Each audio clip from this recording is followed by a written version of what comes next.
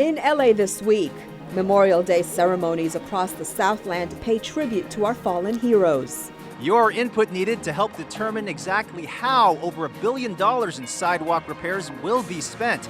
I'm Gil Reyes with more on a series of community meetings, and you're invited. I'm Anna Marcos. Water quality at the port is better than it's been in 40 years, but there are still challenges. More on the port's latest environmental summit coming up.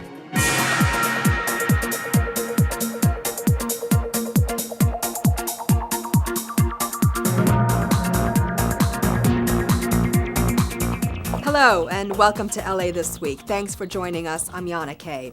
Our top story this week, Northeast LA kicked off the unofficial start of summer with Memorial Day observances. One of them, a local tradition since 1947. Gil Reyes reports from this round-the-clock vigil. Forward, march. Together they stood watch for 24 hours straight. Students from the LAPD's cadet training program among the volunteers for this Memorial Day weekend ritual. There were individuals, veterans, community people, different organizations that have come up here and have stood watch all the 24 hours. From 10 a.m. Sunday to 10 a.m. Monday on Memorial Day, volunteers stood guard over the Mexican-American All Wars Memorial in Boyle Heights.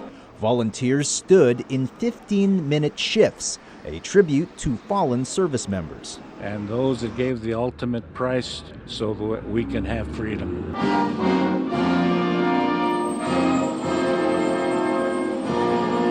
Also in Northeast LA, the new El Sereno Veterans Monument hosted a Memorial Day weekend observance.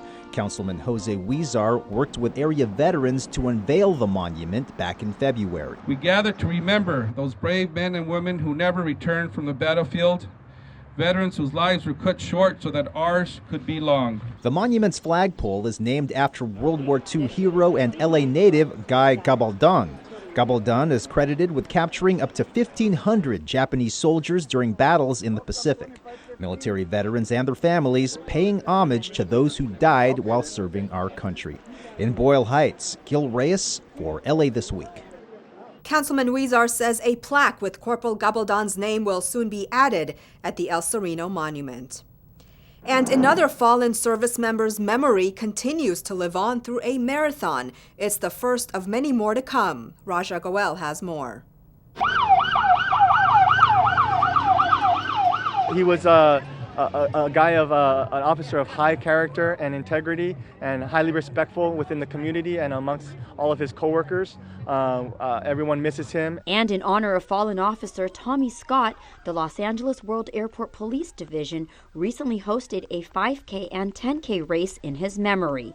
Scott was killed in the line of duty in 2005 after stopping a suspicious man in a vehicle near LAX, but his legacy will continue to live on.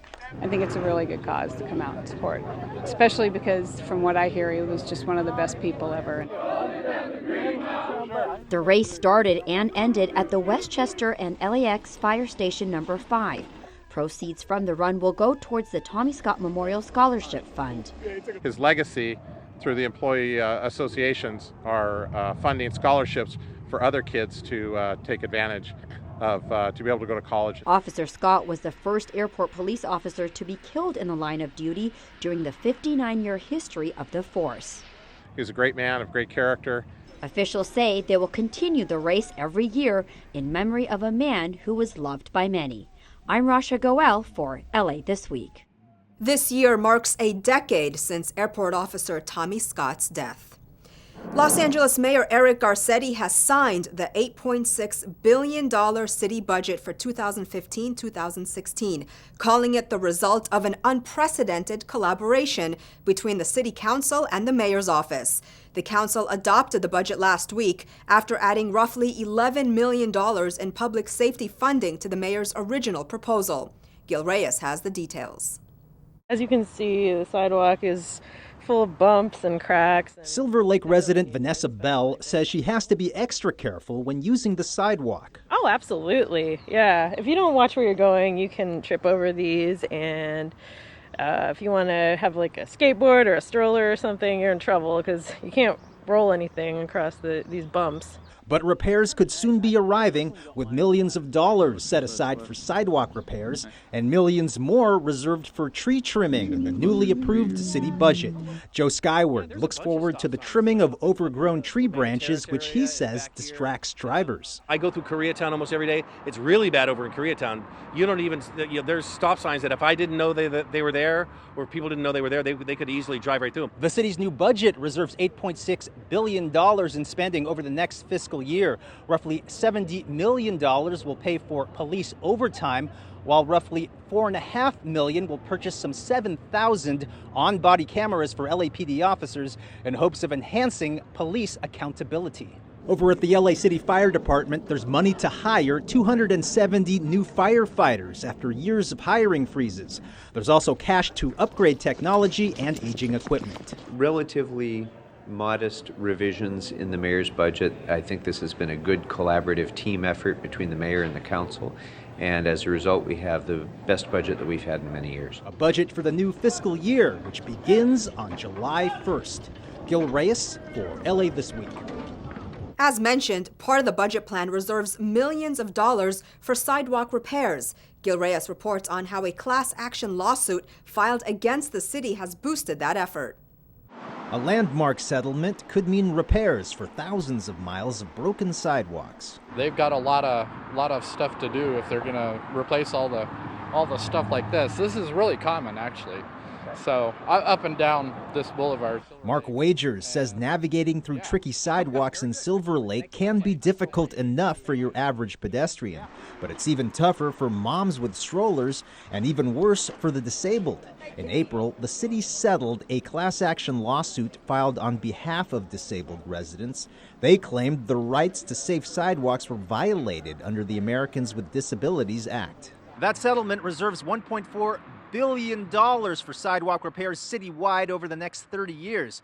Now, city leaders say they know the general area where these sidewalk repairs are needed, such as this one on Silver Lake Boulevard, but community input is needed to determine if they missed any spots and also if new ones have popped up.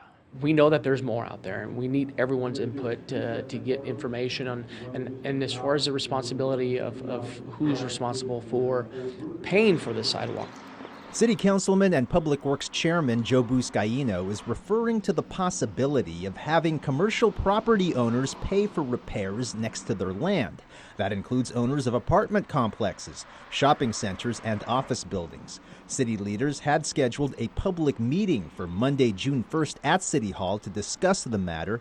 In case you missed it, several more meetings are expected to take place throughout the month. In the meantime, Mark Wagers won't stop walking. I just concentrate a lot on trying to make sure I don't stumble and fall over. I have fallen over, though. In Silver Lake, Gil Reyes for LA This Week. Under the settlement, the city must reserve $31 million per year over the next 3 decades to repair broken sidewalks. Well, it's part of LA Port's officials' plan to keep expanding the port in earth-friendly ways. An environmental summit, the second this year, focused on water quality. Anna Marcos has the details. Anna. Yana, the good news is water quality at the port has improved over the last 40 years. The aim of the environmental summit was to provide a snapshot of the state of water health here at the port and to ask for input from residents and industry operators. Port officials say water quality at the port is better than ever. 25 years ago, you wouldn't go in the water and you didn't see any sea lions, you didn't see anything that was produced in the ocean. Today you'll see starfish, today you'll see all the different sea life that's out there. You just take a boat cruise. The water has been significantly improved, but we still got a long way to go. Water quality, a top concern at this summit. The Port of LA has been working hand in hand with the Port of Long Beach to create a more sustainable port. The electrification of port terminals, the use of zero-emissions vehicles, and constant monitoring of water and air quality have gone a long way in cleaning up the environment, as has working with industry operators to create more efficient shipping. The less touches to a container, the less emissions that go in the air, the less opportunity for pollution in our waters. One of the challenges with water quality at the port is the source of pollution often isn't in the water itself, but in the sediment and other sources of pollution. In our case, our water's clean, but the sediment, which has been around forever, the port is over 100 years old, the sediment does have contaminants in it. And so those sediments could potentially affect water quality. And so we've got some hot spots. Port officials are working to clean up the hot spots. At Cabrillo Beach, there are bird barriers to cut down on bird droppings, and the beach has been re-sanded. In other areas, the fish are getting transponders to track their movements and where they eat, to help figure out where the contamination spots are. Somebody goes out and catches a white croaker in the harbor. That white croaker has a load of bioaccumulated contaminants. So then the fisherman eats the fish, and that load is going right up the food chain. So the bottom line here on this TMDL is human health. I like what you've done, but is there some way to re-engage the community? Officials plan to make these summits a quarterly event as they continue to work with the community to make the port more earth-friendly. I'm Anna Marcos for LA This Week. Anna, thanks. The first environmental summit took place in January and focused on air quality. A victory for striking truck drivers at the Port of LA. As Gil Reyes reports, they've landed jobs at a new company that promises full-time perks. What a difference a week makes. Days earlier, some of these port truck drivers had marched the picket lines, demanding full-time pay and benefits. Today, their wish has come true. They now have become employees of a new company called Ecoflow Transportation, with its fleet of electric trucks. Ecoflow is working, as you can see, these clean energy trucks, and also at the same time, they're giving us the opportunity to organize and become a union along with the Teamsters. You good? LA Mayor Eric Garcetti helped negotiate the Port Solutions Agreement. Under the deal, Ecoflow has offered staff positions to 35 former freelancers from the company Total Transportation. That company was accused of misclassifying drivers as independent contractors to avoid fully paying them. Total Transportation denies this. Regardless, the new company Ecoflow will use only employee drivers, no independent contractors under the deal, and will also remain neutral should drivers consider unionizing. It's bad for business for us to not have labor peace, whether it's dock workers or whether it's drivers. I want to make sure we have companies that are treating their employees well, and vice versa. I want to make sure that there's employees that are working and can work. So by creating this, it's a different model forward where we don't have to see ongoing pickets, where we don't have to see ongoing protests, where we don't have to see work slowdowns. The mayor says he's negotiating with other trucking firms to reach similar deals. Gil Reyes for LA This Week. Ecoflow began operations in April. It currently has about 80 employee drivers. Well, LA is on the way to a bigger and better convention center as city officials gear up to give it a major makeover. Once again, we turn to Anna Marcos. The LA Convention Center is about to take a leap into the future, all in an effort to make it a more productive economic engine for LA. One of the first things we found at our convention center was too small, that Chicago's over 3 million feet and Las Vegas is over 2 million feet, and we're down at 870,000 feet. So we are just a fraction of the size of the big players, and we're the second largest city in America. City leaders have called on architectural firms to design a bigger, better facility for under $350 million, and they now have the top 3 designs. The requirements: at least 1 million square feet of convention space, room for a hotel, and a design that's under budget. Officials estimate LA needs 8,000 hotel rooms to compete for convention dollars. It now has about 3,000. It's literally hundreds of millions of dollars of lost business. San Diego would have 75 citywide conventions every year. We have 22 conventions every year. All 3 plans include room for a hotel on the north end of the convention center. But this plan here would call for gutting the entire west exhibit hall, adding more rooms and a ballroom on top. This plan would build extra meeting rooms mainly along the Pico corridor and the front of the convention center. And this plan would build up space in both the west and south halls. It would build a ballroom and an entire front facade. We're reaching out to the actual clients, the auto show, E3, some of our biggest conventions, to see what they think of it, and then some of the shows that we don't have. City leaders have asked for public input on the designs at a meeting on June 2nd from 6 to 8 p.m. in room 403 at the LA Convention Center. I'm Anna Marcos for LA This Week. And there's also plenty of changes taking place at LAX as airport officials usher in a new era of efficiency and sustainability. The loud humming of these huge machines fills the air inside the chiller room at LAX's new utility plant, providing air conditioning to all passenger terminals. And without getting too technical, these are chiller units, which are basically compressors. They compress refrigerant, which cools the water through a series of copper coils. The chiller room is part of the airport's new energy-efficient central utility plant, providing heating and cooling to the entire airport. The $423 million project, which took 4 years to complete, replaces the 50-year-old plant and is considered to be the first of its kind. This is going to be the first sustainable utility plant. It's going to reduce our carbon footprint. It was done in a green and environmentally friendly way, and it just showcases the kind of leadership we have here at LAWA, making LA one of the greenest and best cities in the country. City and airport officials gathered for a grand opening ceremony. The new facility, which generates its own electricity, is 25% more energy efficient than the original plant. This translates into an estimated savings of $7 million in gas and electrical costs. Now check out this original control panel that they've used since the 1960s. Now it features switches, buttons, and these steam gauges. All of this now being run from the high-tech new control room. The state-of-the-art control room features large screen monitors and the latest technology, replacing these original dials and meters. So what does all this mean for passengers? They can expect to be comfortable in the terminals. Airport officials say the new plant brings them one step closer to modernizing LAX. The replacement central utility plant took more than 1.5 million man-hours to build and employed more than 300 construction workers. While the LAPD's Hollenbeck division is doubling the amount of foot patrols in its area. As Gil Reyes reports, officers plan to cut crime one step at a time. They're ditching their police cars and walking the beat. More officers patrolling on foot, extending the hand of friendship to residents and business owners near Mariachi Plaza. Very enriching for our community. The kids will see police other than, oh, they're here because we got a ticket or there's a problem or I'm in trouble. This way they can see them. They can see that they're regular people. The LAPD is doubling the number of foot patrols in Boyle Heights, Lincoln Heights, and El Sereno. 4 new foot patrol corridors added. That makes 8 total for LAPD's Hollenbeck division.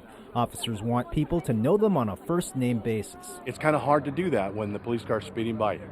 And a lot of people want to talk to the police, but they just don't have that opportunity. At least this way, the officers will be on foot. They'll be approachable.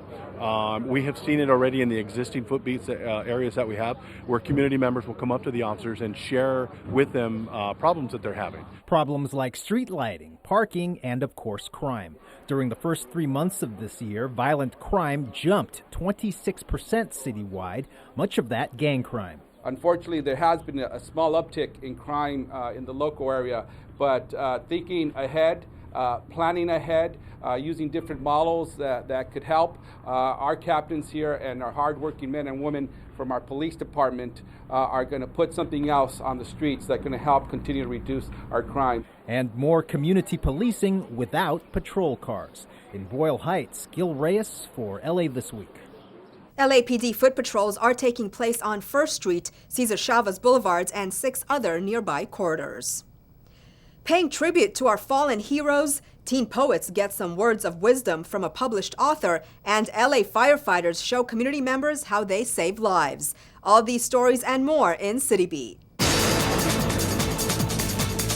The U.S. flag was proudly displayed on cars and floats honoring U.S. war veterans during the 26th annual Canoga Park Memorial Day Parade in the San Fernando Valley. Fire trucks made their way down the parade route as hundreds of folks lined the streets to watch the festivities. I love Memorial Day. My dad was a veteran. We have a lot of veterans in our family, and I respect the veterans. Thank you. I think Memorial Day is a wonderful, wonderful celebration for our troops and our country. A teen poetry workshop was held recently at the Cypress Park Library, featuring Luis Rodriguez, who was selected last year by Mayor Eric Garcetti as the Poet Laureate of Los Angeles. Rodriguez said the goal of these workshops is to perform readings and talk to as many kids as possible to get them interested in reading. I love books, and libraries were like my favorite places to go. And when you're a young kid and you don't got language and you're shy and you don't know what's going on, books are great they never attack you, they never jump on you, they never can tell you're never going to amount to anything. So I found books to be a really great refuge. The workshop is part of a series of workshops presented throughout the LA Public Library system as part of the Los Angeles Youth Poet Laureate Contest. All teen poets are encouraged to enter. The winner will be named LA Youth Poet Laureate and win a book deal to publish their first book of poems. More than 100 fire stations opened their doors recently as part of Fire Service Day, giving the community a chance to recognize their firefighters, see what they do, and how they do it.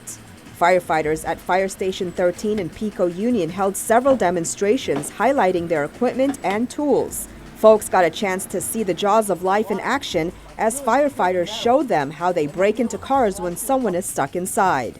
Community members also got to tour the inside of the firehouse. This is just like our own home, away from home, that we eat, we sleep, we cook, we clean, do the same things you do at your normal house, and it's a chance for them to kind of see what their community fire station is all about and what we do. Firefighters always look forward to this day. It's a great day to have an open house, to have all the community come in, and we do special things across the city. The LA Zoo recently observed the 10th anniversary of Endangered Species Day by hosting a two-day event featuring a variety of educational activities, highlighting efforts to save 4 unique species who are facing extinction, such as the western lowland gorilla, the California condor, the peninsula longhorn, and the mountain yellow-legged frog.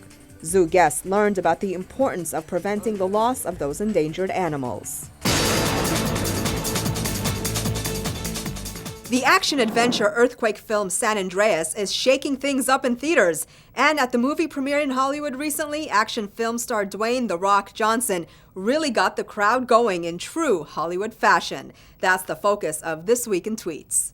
The Rock posted a short video clip on Twitter of him making a blockbuster entrance hanging off an LAFD fire truck while a helicopter swooped overhead. He wrote, "One of the greatest and most epic red carpet arrivals in the history of Hollywood. Thank you, LAFD. Thank you, Warner Brothers. But most of all, thank you, fans." Johnson, who plays a Los Angeles Fire Department helicopter pilot in the film, had a chance to hang out with the real-life members of the LAFD at Firehouse 27. He tweeted, "Very cool to spend some time with the boys before our big San Andreas premiere. An honor for me to represent these colors in our film." Johnson later retweeted a pic of him and LA Fire Chief Ralph Terrazas posted by San Andreas Movie. It read, hashtag San Andreas star Dwayne "The Rock" Johnson and our real-life first responders. LAFD Conversation tweeted a pic of Johnson arriving on a fire truck, writing, "Honoring fellow first responders and helping The Rock with a star-worthy entrance." Their premiere was held at the Chinese Theater. And that's a look at This Week in Tweets. A jam session that can't be beat, an interactive performance of a children's classic, and a hands-on exhibit. All this in this week's Things to Do.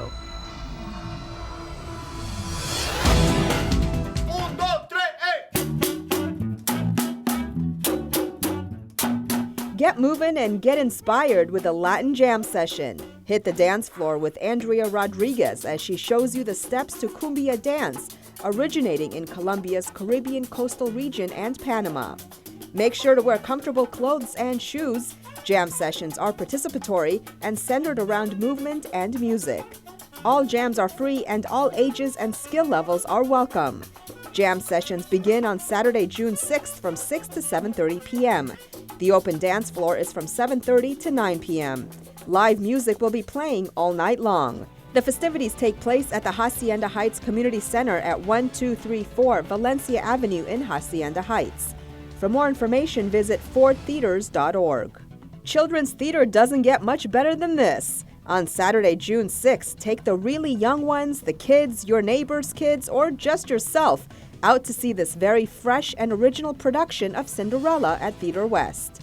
With the smart book and clever lyrics written by Lloyd J. Schwartz, along with the wonderful music composed by Michael Paul, you and your family will be in for an amazing, fun, and interactive musical treat. Cinderella asks for help from the audience both to get information and help her discover what she really wants, and it seems to thrill the children in the audience until the very end. Children, if they choose, can ride horses with the prince, go to the ball, and even help them figure out who actually fits that glass slipper. Theater West is located at 3333 Cahuenga Boulevard West. Tickets for adults are $12 and for kids, $10. Learn more at theaterwest.org. And for something your child can really get into, check out the Skirball Center's Noah's Ark exhibit on display now. The permanent, award-winning children's and family destination is the talk of the town. Play, climb, build, explore, make believe, and make friends, all while exploring a floor-to-ceiling wooden ark filled to the rafters with whimsical animals. Share in a timeless story and together envision a better world. The Skirball Center is located at 2701 North Sepulveda Boulevard. For more details, visit skirball.com/exhibitions. And that's a look at some things to do. And finally, from John Cho to Ming Na Wen, Asian Pacific Islanders in Hollywood have received much-needed support from 3 nonprofits making moves behind the scenes. As Gil Reyes shows us, these groups received special honors during Asian Pacific Islander Heritage Month. Asian Pacific Islander Heritage Month celebrations at City Hall focused on providing more opportunities for emerging young talent in film and television. Honorees included the Coalition of Asian Pacifics in the Entertainment Industry, or CAPE. For years, CAPE has nurtured up-and-coming screenwriters with its new Writers Fellowship program. We will continue to persevere and continue with passion. Congratulations. Also honored, the folks behind the Los Angeles Asian Pacific Film Festival. In April, the festival screened more than 150 mostly independent movies from Asian Pacific filmmakers, a group largely underrepresented in mainstream Hollywood. For that, Visual Communications received the Spirit of LA Award. I'd like to dedicate this award to Linda Mabala, our former executive director who passed away 12 years ago. Your spirit continues to live with us. Like a queen, yeah. Our final awardees began hosting local Korean talent competitions 2 years before American Idol. These days, the group known as Collaboration, with a K, is also collaborating with stars like Randall Park from TV's Fresh Off the Boat and John Cho from Star Trek and Selfie to help shatter Asian Pacific stereotypes in pop culture. One show became this huge nationwide movement, and having the roots in LA means so much to us, and to have this honor means so much to us. City leaders say thanks for their contributions to the entertainment industry. To provide billions of dollars to the local economy, the cultural and historical significance of what Asian American Pacific Islanders bring to our region. And will continue to bring if given the chance. At City Hall, Gil Reyes for LA This Week. A full rundown of special events on Asian Pacific Islander Heritage Month can be found at culturela.org. Well, that's going to do it for this edition. I'm Yana Kane from all of us here at LA This Week. Thanks for joining us. A reminder that you can catch us online at lacitybeview.org. You can also follow and like us on Facebook. We'll see you back here next week for more of LA This Week.